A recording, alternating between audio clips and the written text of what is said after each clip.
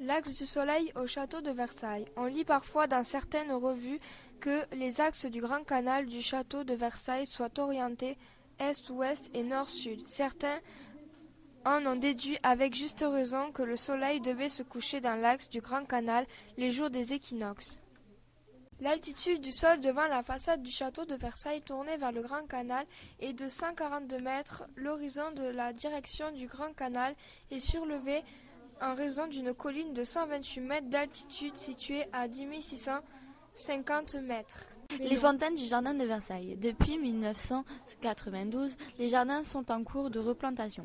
Et après la tempête dévastatrice de décembre 1999, les travaux se sont accélérés au point que dans bien des parties, ils ont déjà retrouvé leur physionomie d'origine. La création des jardins demande un travail gigantesque. La terre est transportée dans des brouettes, les arbres sont acheminés grâce à des chariots de toutes les provinces de France. Des milliers d'hommes, quelquefois des régiments entiers, participent à cette vaste entreprise. L'orangerie de Versailles. L'orangerie du château de Versailles a été construite par Jules Hardouin Mansart en 1688. Elle remplace celle construite par Levaux en 1663, soit avant même le début des travaux du château. L'orangerie abrite en hiver plus de 1500 arbustes en caisse, en majorité des orangers mais aussi des lauriers, des grenadiers ou des myrtes. À la belle saison de mai à octobre, les orangers et autres arbres en caisse sont exposés dans le parterre de Basse.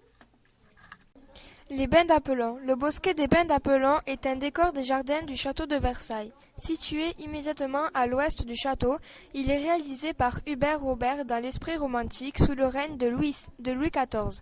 Entre 1778 et 1781, le bosquet a remplacé l'ancien bosquet du Marais créé par Jules Hardouin Mansart entre 1705 et 1706.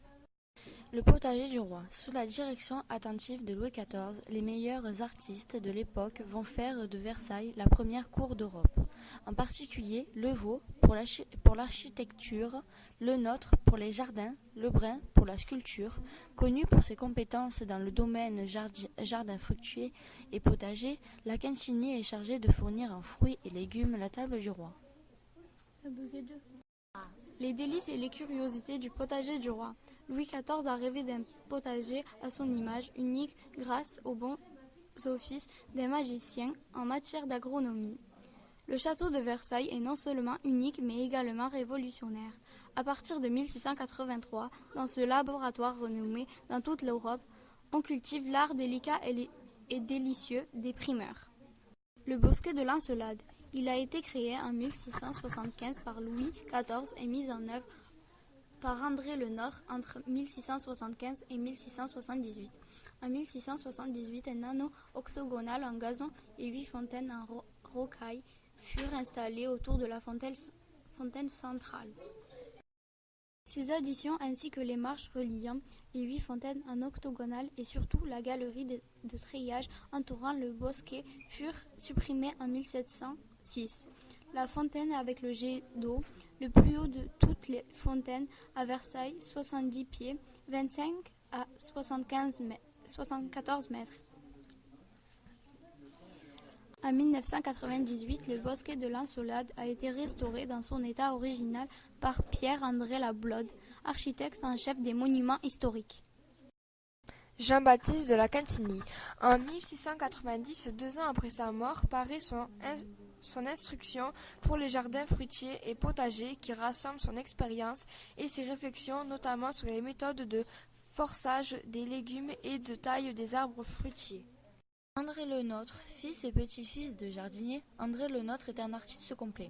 Après avoir travaillé la peinture dans l'atelier de Simon Vouet, premier peintre du roi, il étudie l'architecture avec François Mansart. Ses connaissances multiples, il les exploitera dans l'ordonnancement des plus beaux jardins de France.